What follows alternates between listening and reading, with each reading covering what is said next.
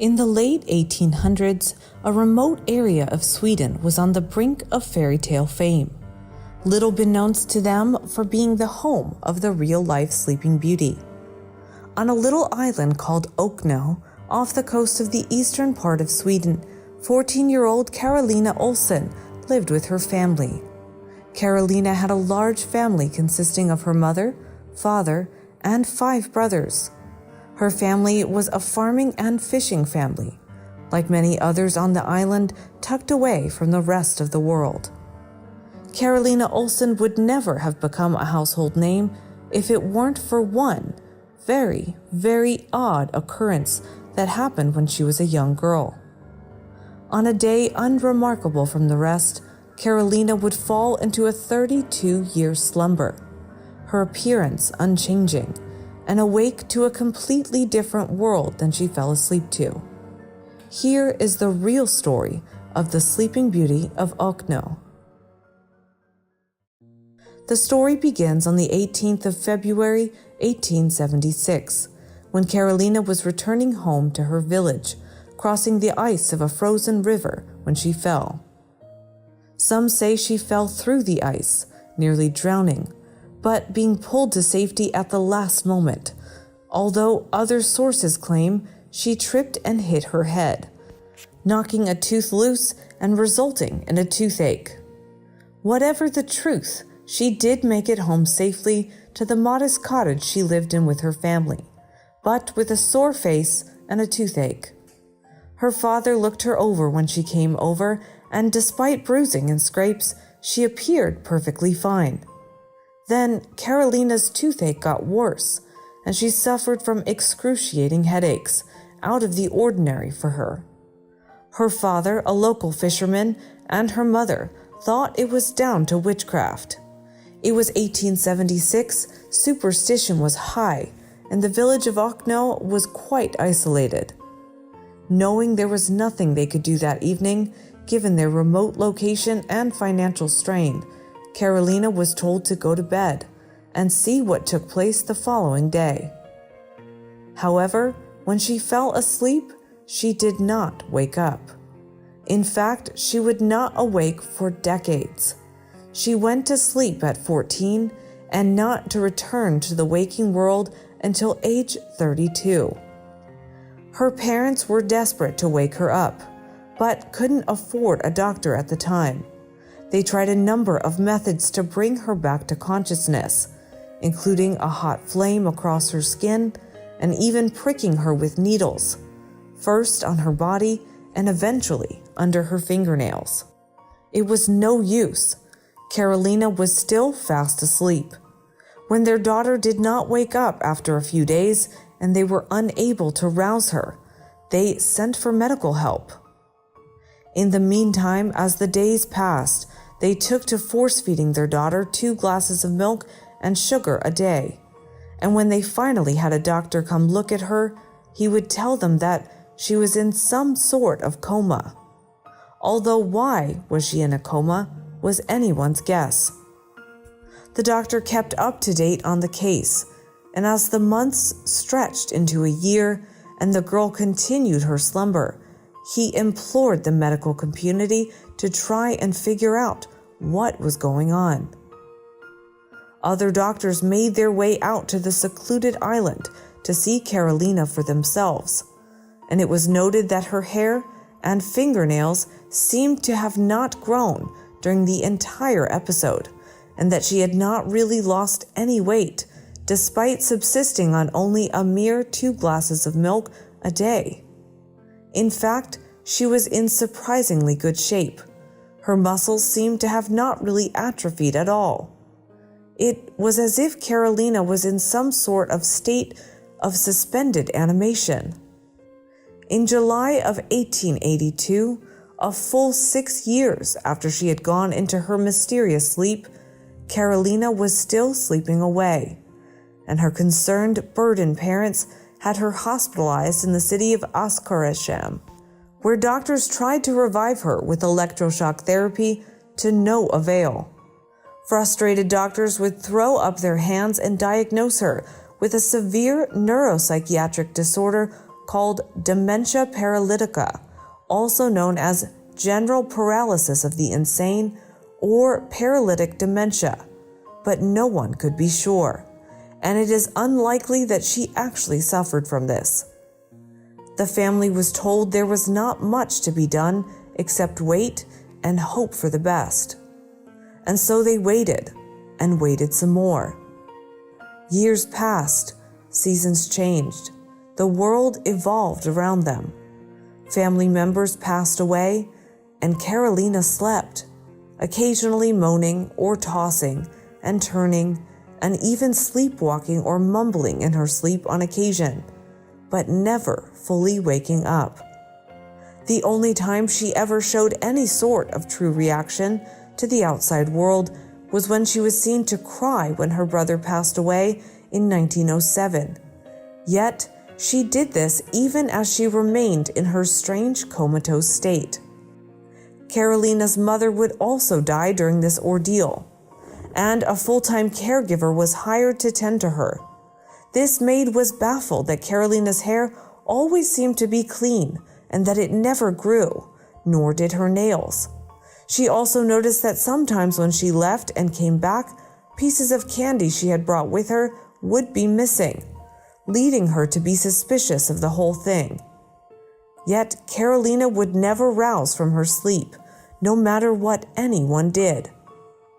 After years of this, it was also rather odd that the woman did not seem to be aging normally, looking much younger than she should have, as if her whole metabolism had been slowed down. This would continue for 32 years, until one day she just suddenly woke up. On April 3, 1908, Carolina suddenly and without warning sat up in bed and began crying. The maid entered the room expecting this to be just another sleepwalking episode, but was astonished to see that Carolina was alert, awake, and looking about the room in confusion. The family was immediately called to her bedside, but the young woman seemed to not recognize her now grown brothers and was not in a state of shock and panic. Over the next few days, she did not say much and showed an almost painful reaction to sunlight, but with some difficulty she began speaking again.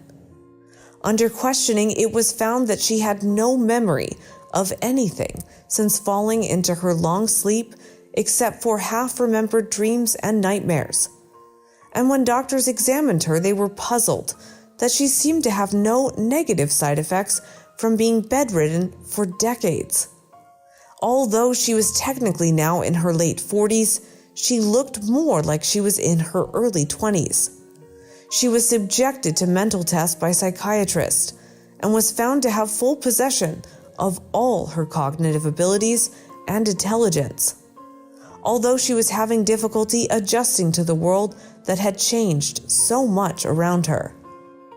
The news got out about what the media was calling the Sovereinskan pa Okno, or the Sleeper of Okno, and Carolina was soon a minor celebrity. Of course, there were skeptics.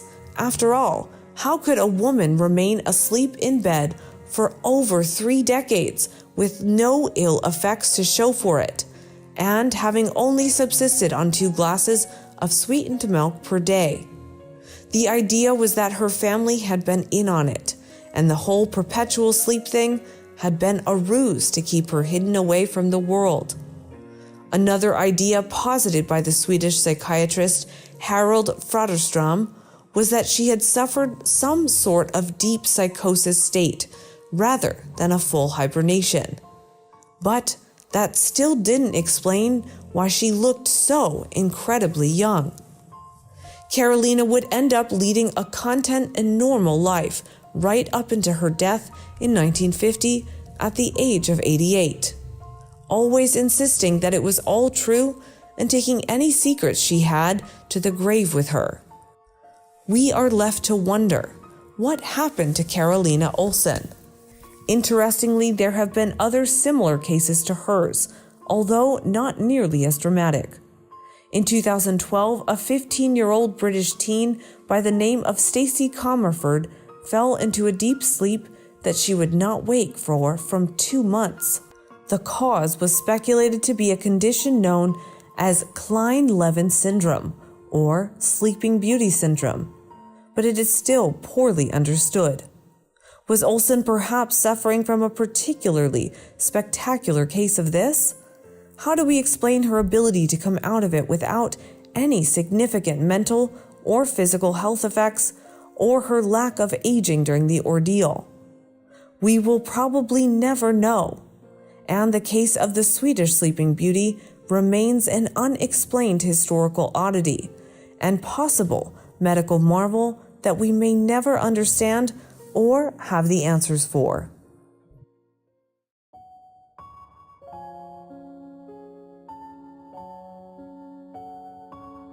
On a spring morning in 1856, Samuel Cox set out to do some hunting from his family's small house in an area known as Spruce Hollow.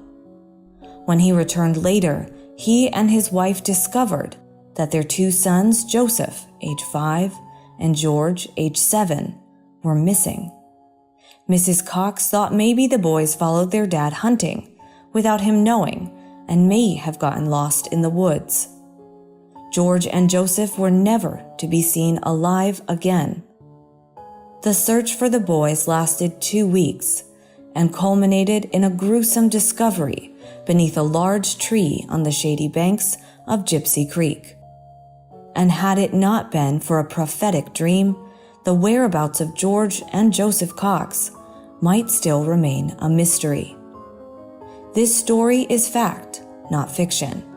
It isn't a tall tale nor urban legend. The story of the disappearance of George and Joseph Cox is horrendous, alarming, and draws much skepticism given how it played out. The strange tale of the lost children of the Alleghenies began on the morning of April 24th, 1856, when the boys followed their father into the woods. Samuel Cox, who had just finished breakfast inside the family's primitive log cabin in Spruce Hollow, grabbed his rifle after he heard his dog barking. The dog had managed to tree some small animal, and Samuel, desperate to put meat on the table for a family dinner, bolted from the cabin. He was so eager to shoot the trapped animal that he failed to notice that George and Joseph had followed him outside. This area of Pennsylvania was densely wooded. Even to this day, the woods in that part of the mountains are heavily forested and deep. You can easily be lost in them. The boys' mother, Susanna, thought the boys had just gone out after their father and that they would return home shortly. When Samuel turned up at home alone, no boys in sight, that worry and fear started to set in. The parents realized their 2 boys really were gone, somewhere in the woods. Samuel scoured the area around his house, but could not locate them. He asked neighbors in the surrounding area for help, but after a long search, no trace of them could be found. Hunters, trappers, neighbors, and everyone from far and near joined in the search. As time went on, over 100 people were involved in the search for the missing boys. Large fires were built on ridgetops in hopes that the children would see one of the fires and make their way to safety. The searchers came up with one theory as to the boys' location. They set their sights on a nearby stream called Bob's Creek. The stream was gushing with melted snow from the change of seasons. They figured it was near impossible for the boys to have crossed the other side without drowning. Unfortunately, the search didn't bear any fruit. They were unable to find the boys, not even a trace of them. On April 26th, suspicion fell on Samuel and Susanna Cox. It was thought that they might have their children in hope of gathering donations from a sympathetic population. However, the family's cabin and garden were searched, but no bodies were found. The local lore is thick with speculation on the boys' demise. A witch from Somerset County and the dowser were even consulted in searching for the remains. But the dowser found nothing, and the witch, despite claiming to know the children's location, led a search team through the woods for hours without finding anything. According to the legend, the night after the disappearance, a local farmer, Jacob DeBert, heard about the missing children and remarked to his wife that he wished to be able to dream of their location. On May 2nd, 1856, he had a dream in which he walked a path through the woods, past a dead deer, a child's shoe, and a fallen birch tree, and eventually to a corpse of birch trees in a small ravine. Here he found the bodies of the Cox boys. The dream reoccurred on 2 following nights. The farmer told no one but his wife about the dream. However, he felt that the dream was prophetic, and on May 7th, he told his brother-in-law, Harrison Wysong, who recognized elements from DeBert's dream. Thus, the 2 men decided to make a search, culminating in the discovery of the bodies, just as the dream had described. Under birch trees in a small ravine, reached along a track with a dead deer, a child's shoe, and a fallen birch. Jacob DeBert and his brother-in-law, Harrison Wysong, were remembered as heroes, and the day the boys' bodies were found, the church bells rang through many communities throughout the Allegheny Mountains. Once the boys' bodies were returned to the Cox home, church and school bells started ringing from Pavia to Bedford to Altoona, announcing the sad news of the boys being found. Joseph and George Cox, the lost children of the Alleghenies, were buried in Mount Union Cemetery. In 1906, to mark the mysterious tragedy's 50th anniversary, the community raised money to create a monument to the lost boys. In 1910, they had finally raised enough funds, and a monument was erected on the site where the brothers' bodies were found over 50 years earlier. In recent years, visitors have started leaving kids' toys at the monument.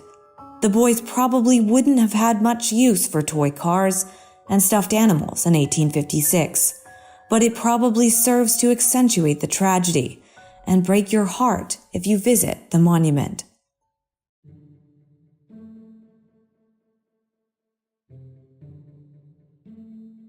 The city of Hamelin, Germany, has a long-standing summer tradition.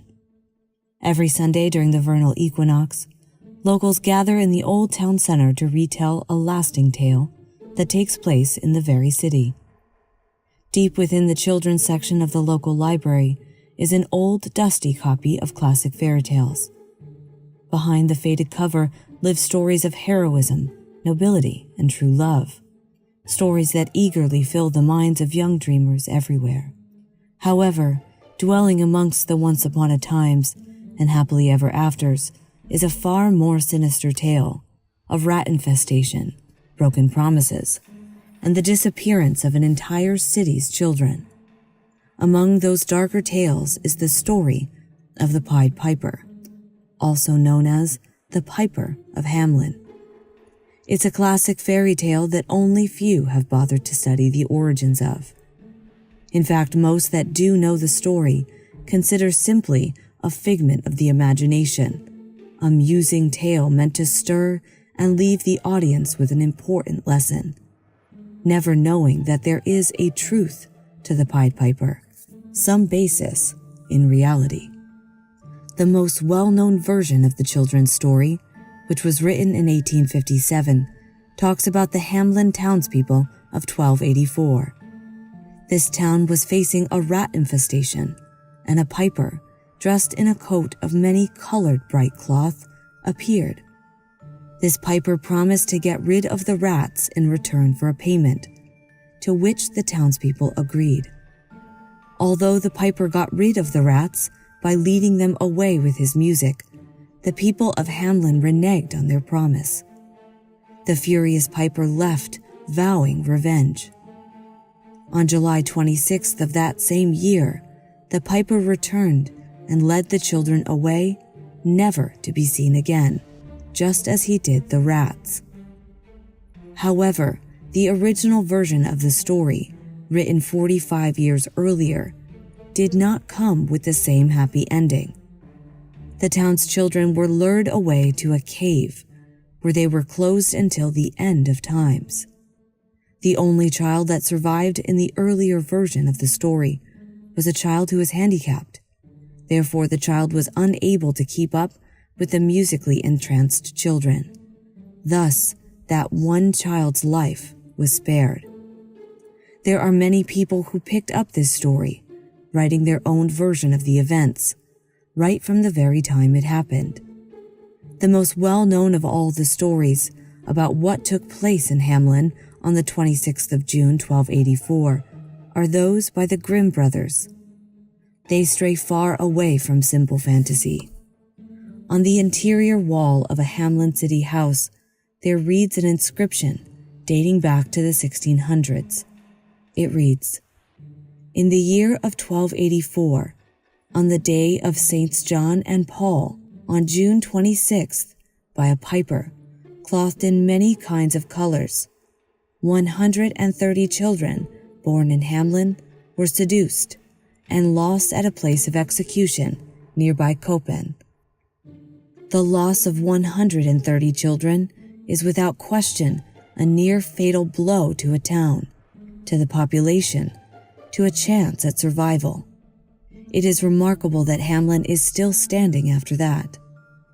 The harrowing tale of over 100 children's lives on in this plaque, all because of a supposed piper that led children to their death in the Calvary of Copen.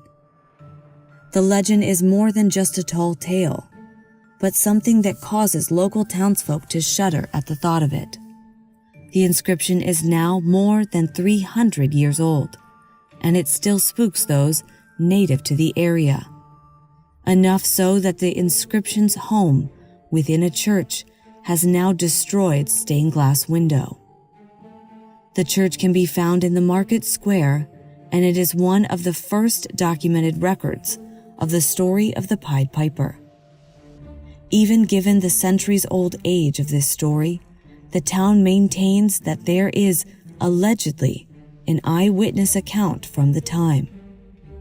In the windows of the historic building, there's the scene of the legendary piper that pushes children inside of a mountain. It explains the episode in an unambiguous way. A piper first freed the city from the rats, carrying them to the river Weser, and then, with gaudy clothes, takes the children on a mountain adjacent to the city, where he pushes them in a cave, from which they will never return. And what of this 800-year-old tale is really true? And what happened to the children of Hamlin? Numerous hypotheses have been made to explain the episode. Someone says that the rats never existed and were added to the story only from the 16th century. Someone believes that the Black Death was the true cause of the children's death, a theory largely discarded though, because the plague didn't hit Europe until the mid-1347. So it is very unlikely that an entire city was already afflicted over 60 years earlier. Several other theories have been put forth in an attempt to know what happened in the story. The children were taken to die in the mountains to avoid the contagion of the whole population, with the disease of Chorea Sydenham, also called the Dance of St. Vito. About this, there are references in the Chronicles of Erfurt of 1237 and in the Chronicle of Maastricht of 1278, or the children were forced to leave the city for a new children's crusade, or for a military campaign. The Crusade of Children has been the subject of extensive debate and seems to be the result of a misinterpretation of the Latin word puer, which is confused with the word pauper, which means poor. The military campaign, on the other hand, was very common at the time and often involved even the youngest. It's also possible that the children were part of a migration eastward, probably to Transylvania, and maybe the colorful man with the flute was just a really convincing real estate salesman. Another hypothesis, very interesting, came from Jerno Hussam, a local historian.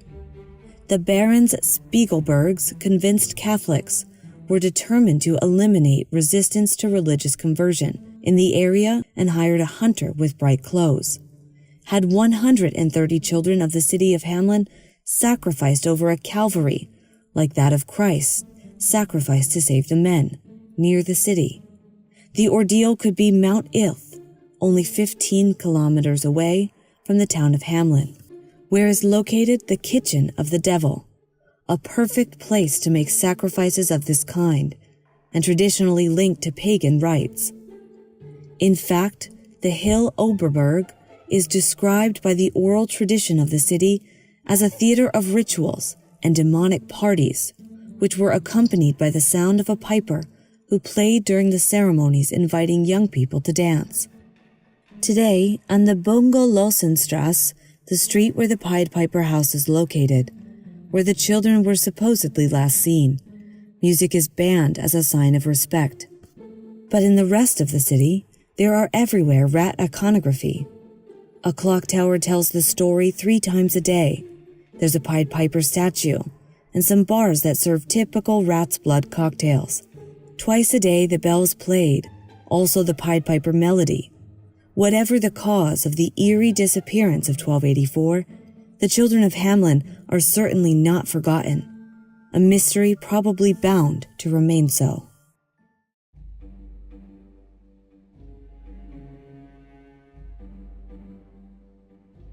Before the invention of the written word, societies of the past needed a way to document their lives, to record successes and failures, much in the way we still do now. The main way these ancient communities did this was through rock carvings, drawings, and paintings. It was through these primitive illustrations, many of which have been uncovered, that we in the present learned about the lives of those who came long before us. Yet, on rare occasions, these primordial rock pictures have shown us something else entirely. They have given us more than a peek into another time or place, but shown us a story or an image that is truly mysterious. Tucked away in an isolated valley about 2 hours from Milan is a place known for its famously mysterious rock art called Valcamonica. The valley in which Valcamonica is located sits within the craggy mountainous terrain of the Central Alps. It is the largest valley in the area, situated in the eastern Lombardy region, inside the Italian province of Brescia. It's a sweeping and expansive 56 miles wide, running through fields, forests, and quiet medieval villages. These villages in the quiet parts of Europe are the ones we see in the storybooks as children, those seemingly untouched by time and the modern world. Valcamonica's villages themselves have been voted some of the most beautiful in Italy many times over. The valley is blooming with plant and flower life that makes it a special place to see. A lot of greenery found in this area is native and unique to it, meaning that it can't be found anywhere else. In 2018, UNESCO named it a World Heritage Site and added it to their list of the World Biosphere Reserves. In addition to this, the valley is rich in history, possessing numerous old castles and Roman ruins. And it has several UNESCO World Heritage Sites, but Valcamonica is perhaps the best known for having the largest, most extensive, and complete collection of prehistoric rock drawings called petroglyphs in the world. Despite the outward fascination of the art found on the rocks in Valcamonica, the Italian locals initially thought nothing of them. Most of those local to the region paid no attention to them, thinking them piety or scribbles until 1914. At this time, Gualterero Layen, an alpinist and geographer, came across them. It was his discovery of the carvings that went previously unnoticed that thrust them into the international spotlight, drawing interest from scientists and anthropologists across the globe.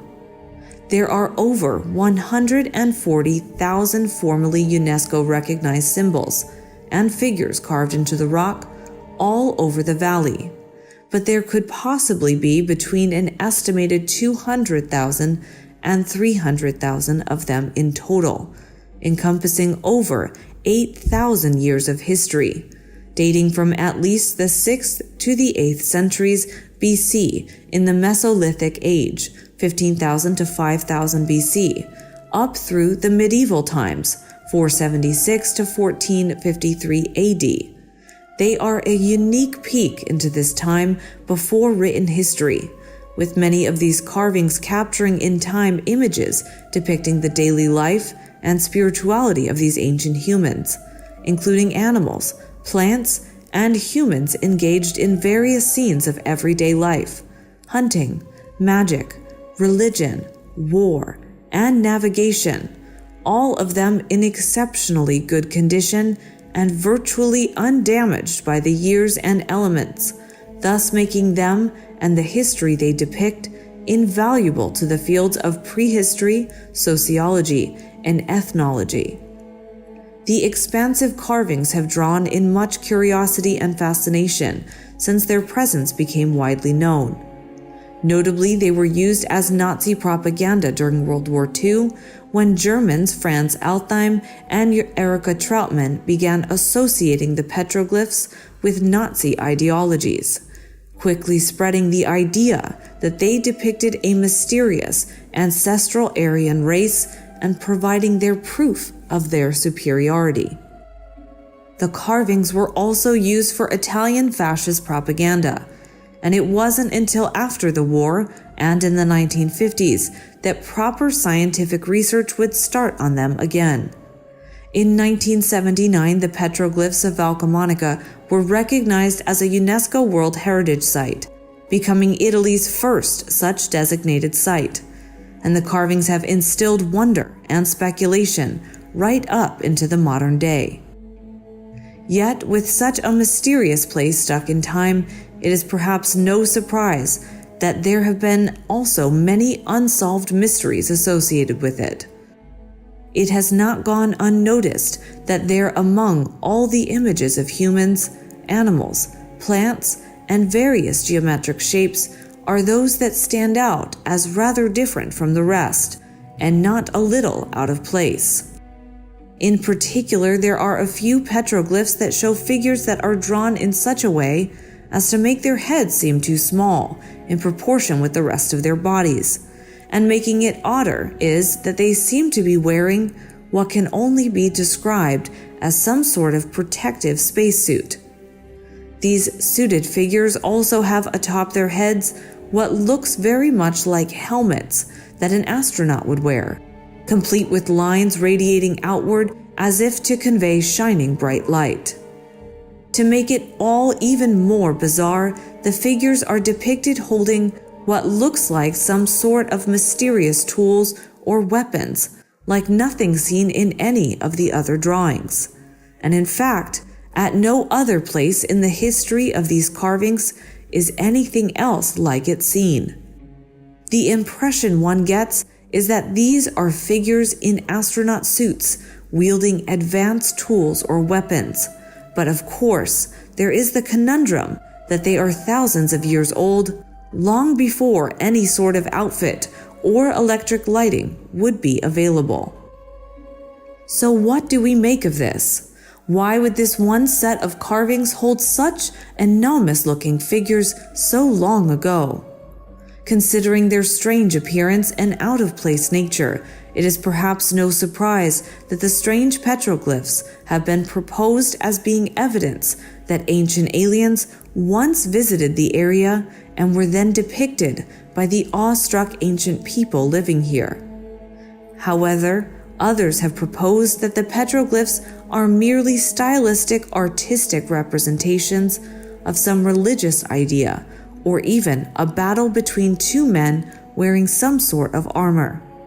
The images are so old, and the people who etched them into that rock are long gone, so it is impossible to say for sure, but the images are certainly odd when compared to the other, more mundane figures and scenes portrayed at Valcamonica. What are these images, and what do they represent? Are they merely the whims of some long-ago artist, a mundane scene that has simply been misrepresented, or something more? There have been many such mysterious petroglyphs discovered around the world, and whatever the answer is, the ones at Valcamonica remain intriguing at the very least.